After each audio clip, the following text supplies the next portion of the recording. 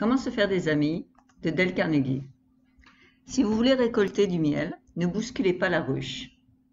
Le 7 mai 1931, la ville de New York assista à une sensationnelle chasse à l'homme.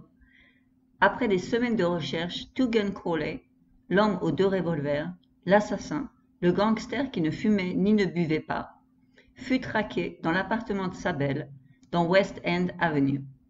150 policiers l'assiégèrent dans sa cachette, au dernier étage de l'immeuble. Perçant des trous dans le toit, ils essayèrent de le faire sortir au moyen de gaz lacrymogène. Puis, ils braquèrent leurs fusils sur les immeubles environnants et, pendant plus d'1 heure, ce quartier élégant de New York retentit du claquement des coups de feu. Protégé par un gros fauteuil, rembourré, Crowley tirait sans relâche sur la police. 10 000 personnes observaient, surexcitées, la bataille. On n'avait jamais rien vu de semblable dans les rues de New York. Après l'avoir capturé, le chef de la police, Mulroney, déclara: « Cet homme est un des criminels les plus dangereux que j'ai connus. Il tue pour rien. » Mais lui, Crowley, comment se considérait-il? Tandis que la fusillage faisait rage autour de lui, il écrivait une lettre destinée à ceux qui trouveraient son cadavre. Le sang ruisselant de ses blessures faisait une traînée rouge sur le papier. Dans cette lettre, il disait: « Sous ma veste bat un cœur las, mais bon, et qui ne ferait pas de mal à personne. » Peu de temps avant ces événements, Crowley se trouvait à la campagne, près de Long Island. Tout à coup, un agent de police s'approcha de sa voiture, arrêtée, et dit: « Montrez-moi vos permis. » Sans articuler un mot, Crowley sortit son revolver et transperça le malheureux d'une grêle de balles. Puis il sauta sur son siège, saisit l'arme du policier et tira encore une autre balle sur son corps inerte.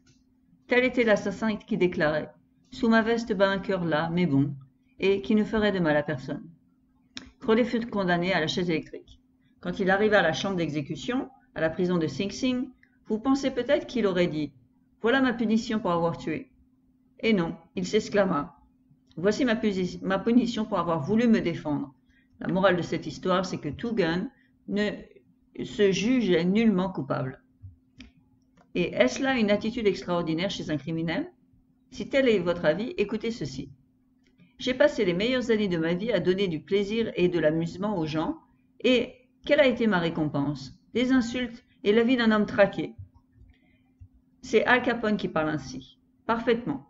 L'ancien ennemi public numéro 1, le plus sinistre chef de bande qui ait jamais terrifié Chicago, ne se condamne pas. Il se considère réellement comme un bienfaiteur public, un bienfaiteur incompris, traité avec ingratitude. C'est ce que disait aussi Dutch Schultz avant de s'écrouler sous les balles des gangsters de Newark. Dutch Schultz, l'un des bandits les plus notoires de New York, déclara au cours d'une entrevue avec un journaliste qu'il était un bienfaiteur public. Il le croyait. J'ai quelques lettres fort intéressantes de M. Laws, directeur du fameux pénitencier de Sing Sing. Il assure que peu de criminels à Sing Sing se considèrent comme des malfaiteurs. Ils se jugent tout simplement normaux, autant que les autres hommes. Ils raisonnent, ils expliquent. Ils vous diront pourquoi ils ont été obligés de forcer un coffre-fort ou de presser la gâchette. Par un raisonnement logique ou fallacieux, la plupart s'efforcent de justifier, même à leurs propres yeux, leurs actes antisociaux et déclarent en conséquence que leur emprisonnement est absolument inutile. Si Al Capone, Two Gun, Crowley, Dutch Schultz et tous les malfrats sous les verrous se considèrent très souvent comme innocents, que pensent alors d'eux-mêmes les gens que nous rencontrons chaque jour, vous et moi? John Wanamaker, propriétaire des grands magasins qui portent son nom, a dit un jour: « Depuis 30 ans, j'ai compris que la critique est inutile. J'ai bien assez de mal à corriger mes propres défauts sans me tourmenter parce que les hommes sont imparfaits et parce que Dieu n'a pas jugé bon de distribuer également à tous les dons de l'intelligence. » Wanamaker en avait pris conscience très tôt. Pour moi, j'ai lutté pendant un tiers de siècle avant d'apercevoir la première lueur de cette vérité. 99 fois sur 100, l'être humain se juge innocent, quelle que soit l'énormité de sa faute. La critique est vaine, parce qu'elle met l'individu sur la défensive et le pousse à se justifier. La critique est dangereuse, parce qu'elle blesse l'amour-propre et qu'elle provoque la rancune.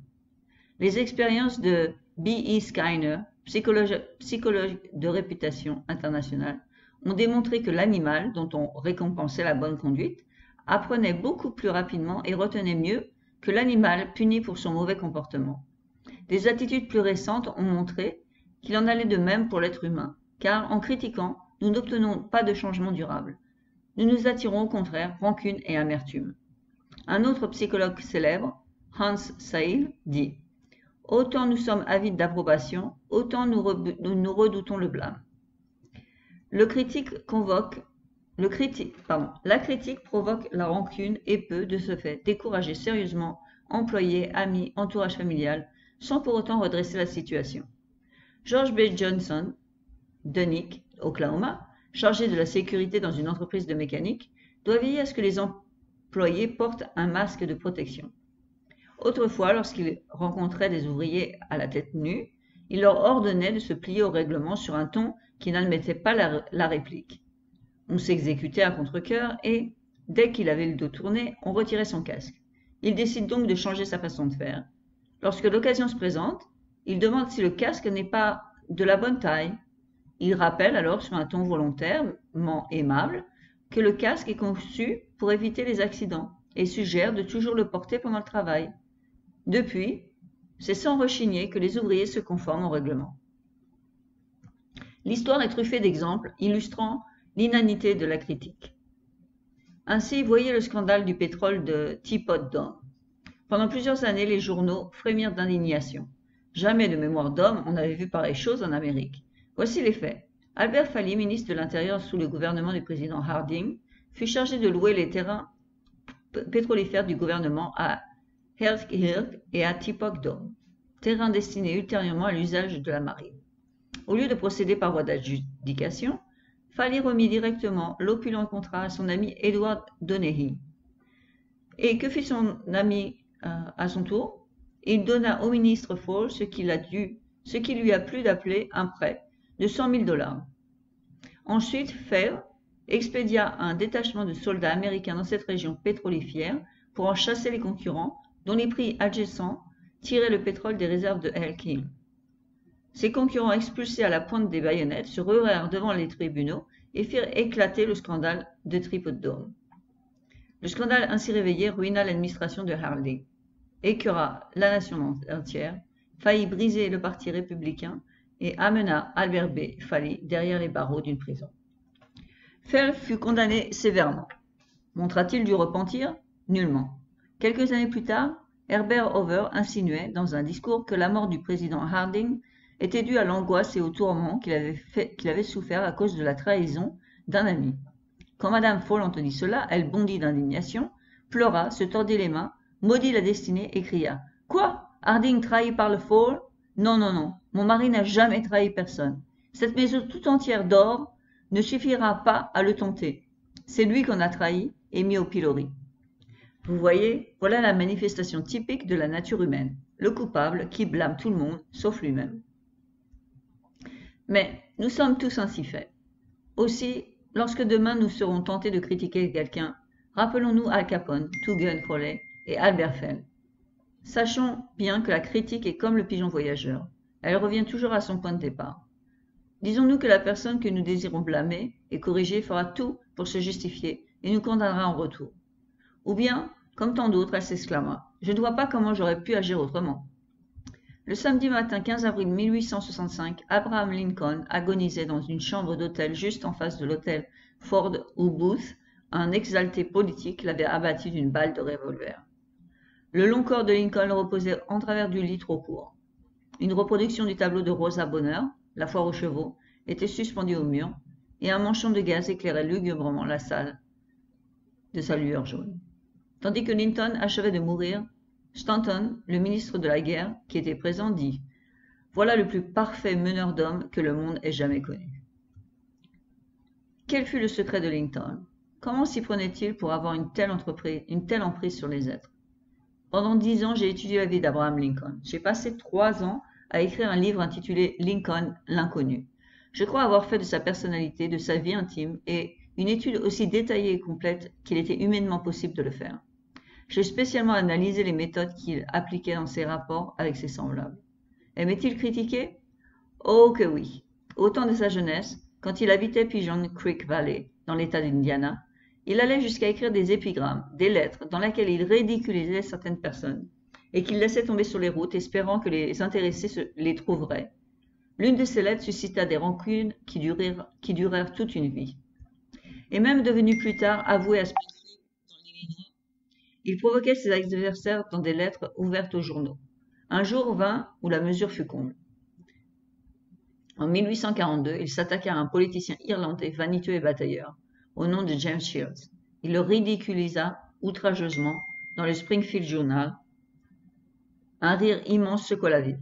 Shields, fier et susceptible, bondit sous l'outrage. Il découvrit l'auteur de la lettre, sauta sur son cheval, trouva Lincoln et le provoqua en duel. Lincoln ne voulait pas se battre. Il était opposé au duel, mais il ne pouvait pas l'éviter et sauver son honneur en même temps. On lui laissa le choix des armes. Comme il avait de longs bras, il se décida pour l'épée de cavalerie et prit des leçons d'escrime. Aujourd'hui, les deux adversaires se rencontrèrent sur les bords du Mississippi, prêts à se battre jusqu'à la mort. Heureusement, à la dernière minute, les témoins interviennent et arrêtèrent le duel. Ce fut l'incident le plus tragique de la vie privée de Lincoln. Il en tira une précieuse leçon sur la manière de traiter ses semblables. Jamais plus il n'écrivit une lettre d'insulte ou de sarcasme. À partir de ce moment-là, il se garda de critiquer les autres. Pendant la guerre de sécession, Lincoln dut, à maintes reprises, changer des généraux qui étaient à la tête de l'armée du Potomac, à tour de rôle. Il commettait de funestes erreurs et plongeait Lincoln dans le désespoir. La moitié du pays maudissait férocement ses généraux incapables. Cependant, Lincoln, sans malice aucune et charitable envers tous, restait modéré dans ses propos. Une de ses citations préférées était celle-ci. « Ne juge point si tu ne veux point être jugé. » Et lorsque Madame Lincoln ou d'autres blâmaient sévèrement les sudistes, Lincoln répondait « Ne les condamnez point. Dans les mêmes circonstances, nous aurions agi exactement comme eux. » Cependant, si jamais homme eut lieu de critiquer, ce fut bien Lincoln. Lisez plutôt ceci. La bataille de Gettysburg se produisit pendant les 3 premiers jours de juillet 1863. Dans la nuit du 4, le général Lee ordonna la retraite vers le sud, tandis que des pluies torrentielles noyaient le pays. Quand Lee atteignit le Potomac, à la tête de son armée vaincue, il fut arrêté par le fleuve qui avait grossi et qui était infranchissable. Derrière lui, se trouvait l'armée victorieuse des nordistes. Il se trouvait pris dans un piège. La fuite était impossible. Lincoln comprit cela. Il aperçut cette chance unique, une aubaine inespérée, la possibilité de capturer Lee immédiatement et de mettre un terme aux hostilités. Alors, plein d'un immense espoir, il télégraphia au général Meade d'attaquer sur l'heure sans réunir le conseil de guerre. Et puis il envoya un messager pour confirmer son ordre. Et que fit le général Meade? Il fit exactement le contraire de ce qu'on lui demandait. Il réunit un conseil de guerre malgré la défense de Lincoln. Il insista, tergiversa. Il refusa finalement d'attaquer Lee.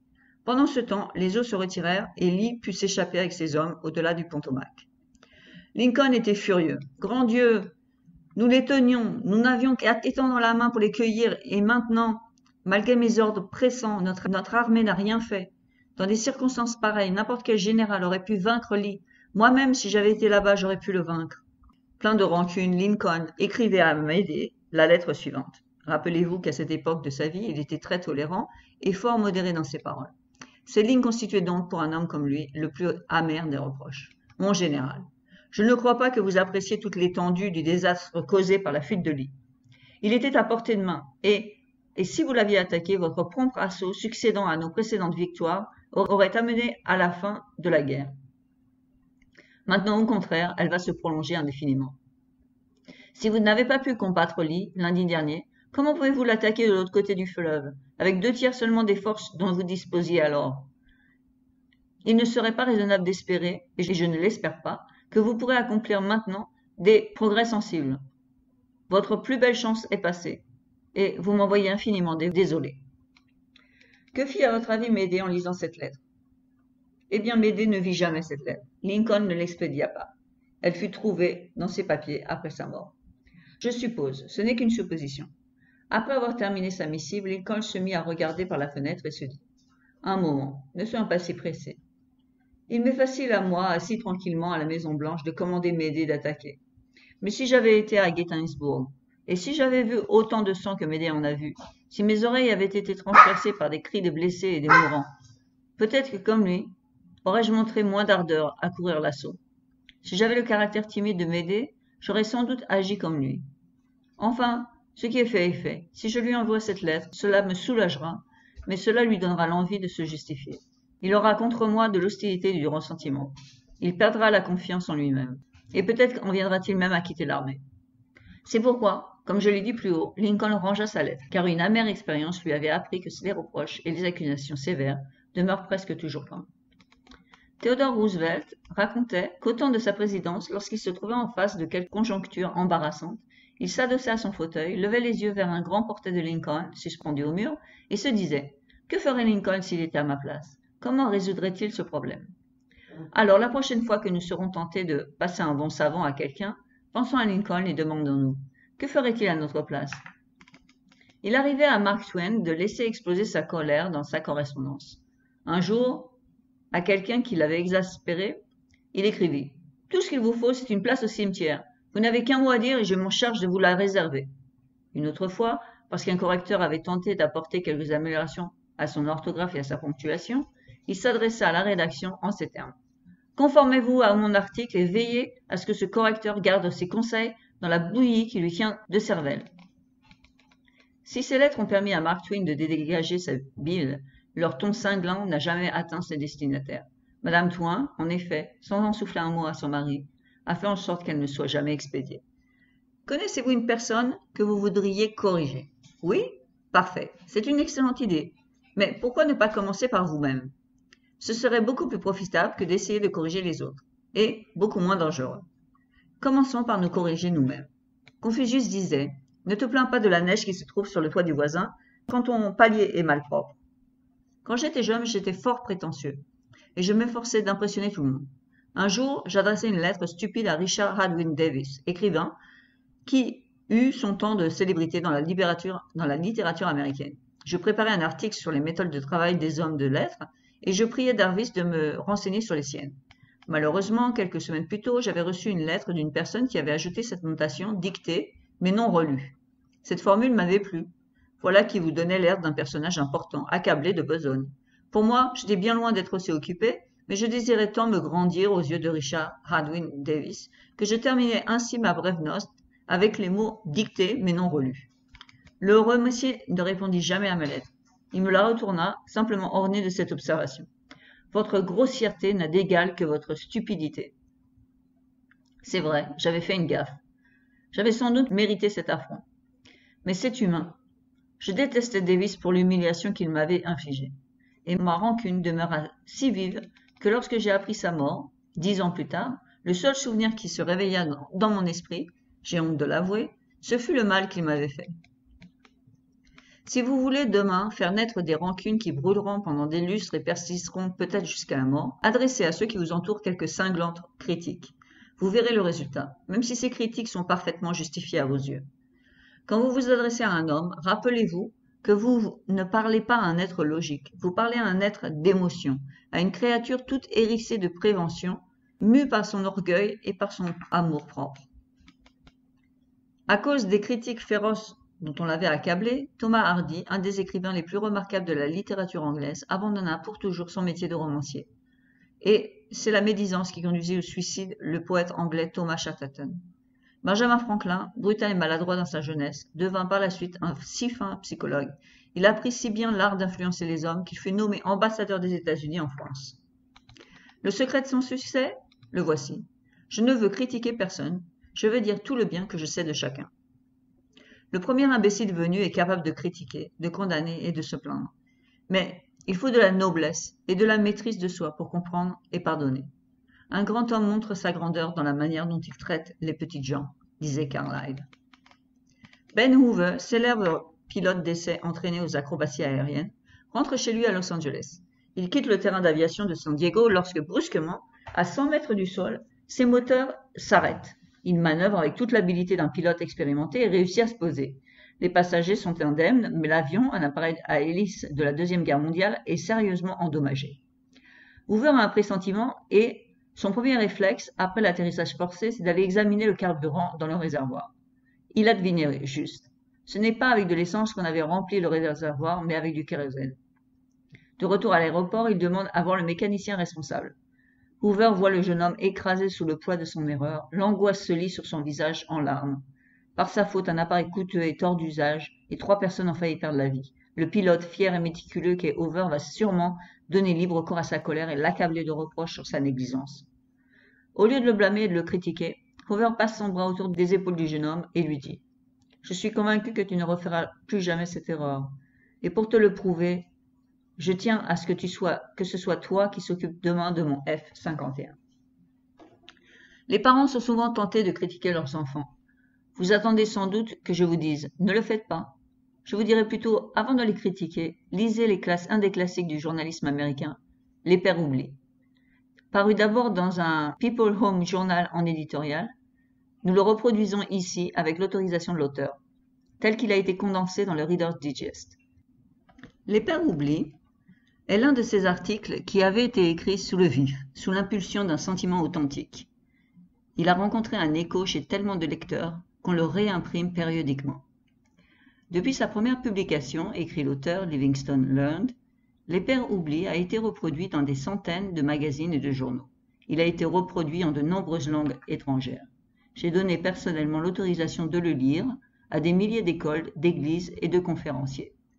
On l'a entendu sur les ondes à d'innombrables occasions. Les journaux des lycées et collèges s'en sont également emparés. Il arrive qu'un petit article, mystérieusement, fasse tilt. Ce fut certainement le cas pour celui-là. Les Pères oublient, de Livingstone Learned. Écoute-moi, mon fils, tandis que je te parle, tu dors la joue dans ta menotte, et tes boucles dorées collées sur ton front moite. Et tes boucles dorées collées sur ton front Et tes boucles dorées collées sur ton front moite. Je me suis glissé seul dans ta chambre. Tout à l'heure, tandis que je lisais mon journal sur le bureau, j'ai été envahi par une vague de remords. Et, me sentant coupable, je suis venu à ton chevet.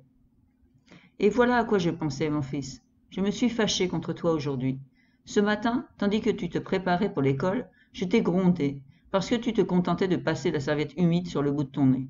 Je t'ai réprimandé parce que tes chaussures n'étaient pas cirées. J'ai crié quand tu as jeté tes jouets par terre. Pendant le petit déjeuner, je t'ai encore rappelé à l'ordre. Tu renversais le lait, tu avalais des bouchées sans mastiquer, tu mettais les coudes sur la table, tu étalais trop de beurre sur ton pain. Et quand au moment de partir, tu t'es retourné en agitant la main et tu m'as dit « Au revoir, papa !» Je t'ai répondu en fronçant les sourcils « Tiens-toi droit !» Le soir, même chanson. En revenant de mon travail, je t'ai guetté sur la route. Tu jouais aux billes, à genoux, dans la poussière. Tu avais déchiré ton pantalon. Je t'ai humilié en face de tes camarades, en te faisant marcher devant moi jusqu'à la maison. Les pantalons coûtent cher. Si tu devais les payer, tu serais sans doute plus soigneux. Tu te rends compte, mon fils? Faire ça à ton père. Te souviens-tu ensuite? Tu t'es glissé timidement, l'air malheureux dans mon bureau, pendant que je travaillais. J'ai levé les yeux et je t'ai demandé avec impatience. Qu'est-ce que tu veux? Tu n'as rien répondu, mais, dans un élan irrésistible, tu as couru vers moi et tu t'es jeté à mon cou, en me serrant avec cette tendresse touchante que Dieu a fait fleurir en ton cœur et que ma froideur même ne pouvait flétrir. Et puis tu t'es enfui, et j'ai entendu tes petits pieds courant dans l'escalier. Eh bien, mon fils, c'est alors que le livre m'a glissé des mains et qu'une terrible crainte m'a saisi.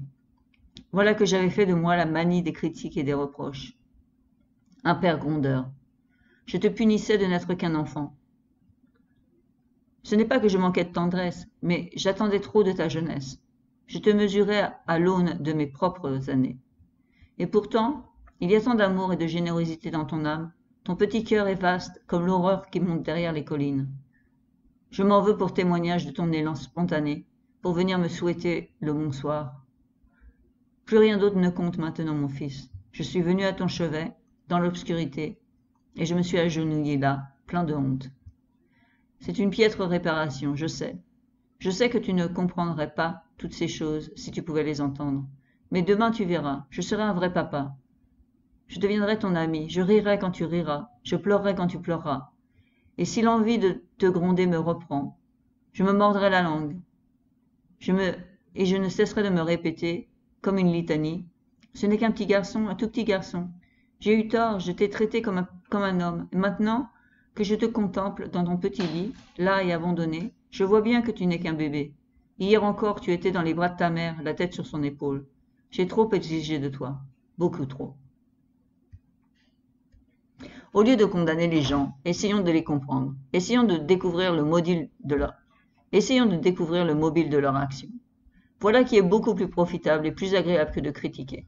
Voilà qui nous rend tolérants, compréhensifs et bons. Tout savoir, c'est tout pardonner. Dieu lui-même ne veut pas juger l'homme avant la fin de ses jours. De quel droit le ferions-nous? C'était Comment se faire des amis de Dale Carnegie, le chapitre 1, avec le principe premier qui est « Ne critiquez pas, ne condamnez pas, ne vous plaignez pas ». Merci beaucoup, j'espère que ça vous a plu.